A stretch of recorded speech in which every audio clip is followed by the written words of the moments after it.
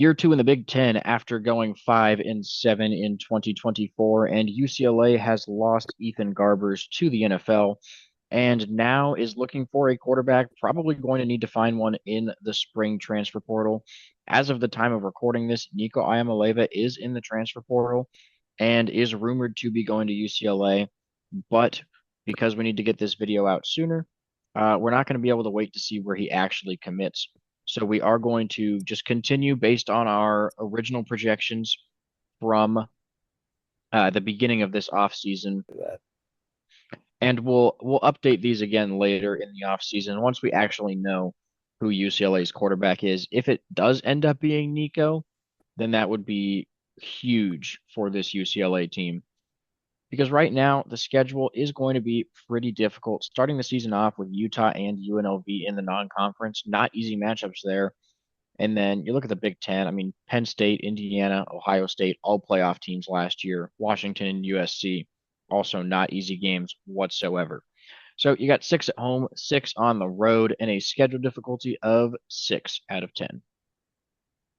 Starting the season off against Utah, an old Pac-12 rivalry game, if you want to call it that. But UCLA is losing pretty much all of their offensive power. And that's not saying much considering this team was in bottom three in the Big Ten in terms of points scored, only ahead of teams like Purdue and Northwestern. So they're going to need a big jump offensively. And right now, with their current quarterback situation, which we don't really know who it's going to be, I don't have full faith in them in this one. And Utah at least has a quarterback with some experience. And then on the other side, they're also getting Wayshawn Parker transferring in from Washington State after a very good freshman season. Should be another focal point on that offense. Even though it's going to be a home game for this UCLA team, I really don't think it's going to matter much. Not that far of a road trip for Utah. Utah as a program, not necessarily this team, but Utah as a program has experience playing in that environment. So, going to only be a 20% chance for this UCLA team. Following week, going to go on the road to face UNLV. UNLV, in our opinions, is probably the front runner to win the Mountain West Conference this upcoming season, just because Boise State is losing Ashton Genty to the NFL draft, likely going to be a top 10 pick. And he was the focal point of their offense. And UNLV has been very active in the transfer portal this past offseason, looking like they're going to be a pretty solid team, especially against some of these power four teams that aren't quite as strong, like UCLA. Throw in the fact that it's on the road, don't think UCLA is going to have that much of a chance. Only going to be a 30% chance here just because it still is a power four team versus a group of five team, but UNLV should be the favorites here. Following week against New Mexico. Now, New Mexico was not a great team last year. I believe they are losing their starting quarterback to the transfer portal, and that's going to be pretty much the big reason why we're having UCLA favored in this one. Like I was saying with UNLV, UCLA is power four, New Mexico is not. There's usually just going to be a bit of a talent gap there. And with New Mexico losing their starting quarterback, who's the focal point of their offense, both passing and running, that's going to be a huge loss. So an 80% chance for UCLA to get the win at home against New Mexico going into their first bye week. Starting off Big Ten play, it's going to be at Northwestern, bit of a road trip to head out there to Illinois.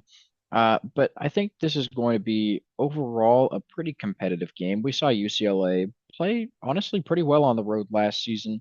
They had a really solid road win over Nebraska. This game, definitely a chance for UCLA to win, but I think with the home field advantage, even though it's not much of a home field, Northwestern's still going to have a little bit of an edge there. 35% for UCLA in this one. Next up is Penn State. This one at home. And Penn State is familiar with the Rose Bowl, that's for sure. Uh, Drew Aller coming back. They brought in a new defensive coordinator in Jim Knowles. Overall, a ton of talent returning from last year's team. Penn State, far and away, the better team in this one. 15% chance for UCLA is generous for sure.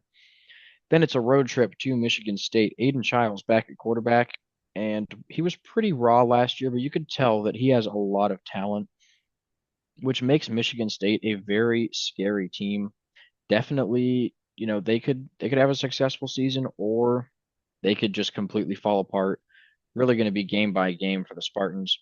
So this one, because they have the home field advantage, we are going to favor them.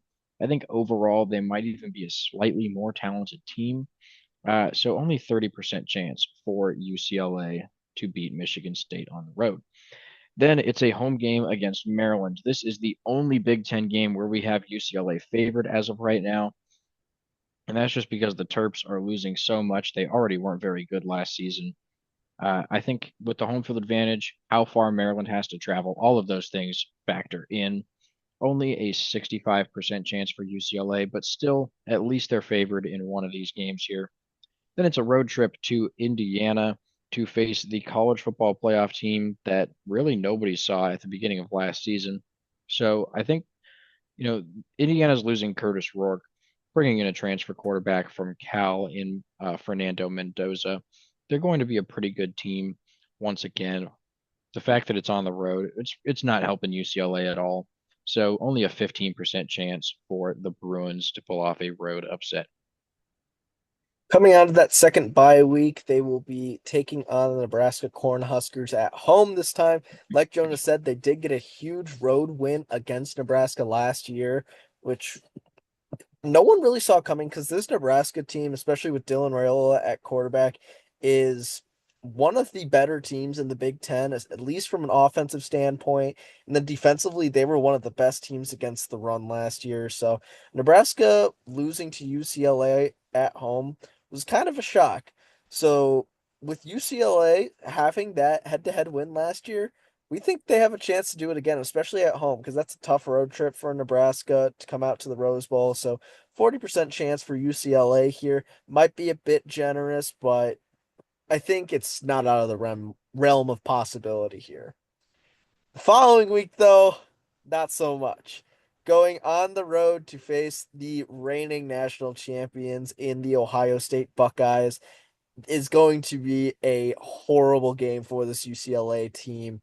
It's in November. It's going to be cold in the shoe at this time of the year. UCLA being from California, going to be a little bit different in acclimation to the weather. And this Ohio State team with whoever they have at quarterback, it's not going to matter because they have a guy named Jeremiah Smith out wide who they can just chuck the ball up to, and he's going to go get it. Only a 5% chance for UCLA to get a win against the Buckeyes. Then they come back to the Rose Bowl and will face Washington. Washington is one of those teams that we are very high on for next season. Did have a little bit of a disappointing season last year after making the college football national championship game, ended up losing to Michigan. But they have a new quarterback taking over the reins full time for next season, and that is Demond Williams Jr., who did step in a couple times last year to replace the injured Will Rogers. Had very showed a lot of talent. Much like Aiden Childs, he was a little bit raw, but he does have a lot of talent and is expected to take some steps forward. Very good dual threat quarterback as well. He was their second leading rusher on the team. So this Washington team is going to be pretty good. They did just lose one of their transfers at the wide receiver position in Jonte Cook, who did come in from Texas. He did enter the the spring transfer portal window earlier this week. So that's a little bit of a loss, but overall, this Washington team should be the better team overall compared to UCLA. Only a 25% chance for the Bruins here. Then finally, they finish off the season in their in-state rivalry game against USC. USC had a kind of a disappointing season last year. They had a lot of talent on the team and didn't really play to the level that was expected of them. Miller Moss is out at quarterback. He transferred to Louisville, and that means it is now Jaden Mayava's time to shine in for the Trojans. And based off of what we saw last year, kind of like Washington and kind of like Michigan State, he's a little bit of a raw athletic quarterback, but he does have a lot of potential. Just because UCLA has a lot of questions, particularly at the quarterback position and with a relatively young wide receiver core, this is going to be a tough game for them, even though it's going to be a 50-50 crowd for this game. Only a 25% chance for the Bruins to beat their rivals. Yeah, looking at the schedule as a whole, it's looking really bad for UCLA next season. Obviously, a lot can change if they do find a quarterback, but we had to do these projections based on not knowing who's going to play that position, which definitely makes it a lot tougher for UCLA. I mean, should be able to beat New Mexico, should be able to beat Maryland. Everything else is projected to be a loss, but I mean, realistically, they can pull off a couple wins out of that maybe. So at least for right now, we're probably going to go with 3-9 as the prediction.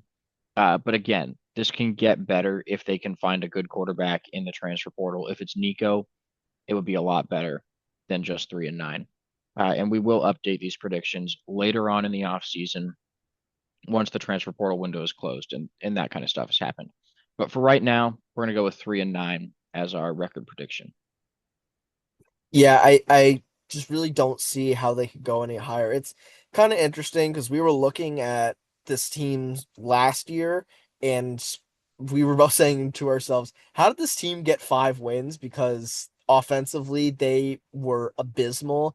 It's because they played tight games. They got blown out in a couple games against the top teams like Penn State, Oregon, and Indiana earlier on in their season, but everything else was either a win or a very close loss to another Big Ten opponent. So defensively, this UCLA team does seem decent. I don't know if they're losing a good amount of their defensive personnel, but if they can keep that same scheme and keep those close games, it's really going to help whoever the quarterback is. Now, like you said, if it's Nico, helps out a lot more because then offensively they're also going to be very good. But even if they just get a serviceable quarterback and have their defense play at the same level they did last year, they're going to be fine. But I really don't think with where they are now, I can see them going any higher than 3 wins. Yeah, just a little bit of a drop off from last season. The projected win total can be 3.85 wins, so a little bit closer to that mark. 4-8, somewhere around there. It's not out of the question, just really not an easy schedule whatsoever. Vegas, the over-under is at 4.5.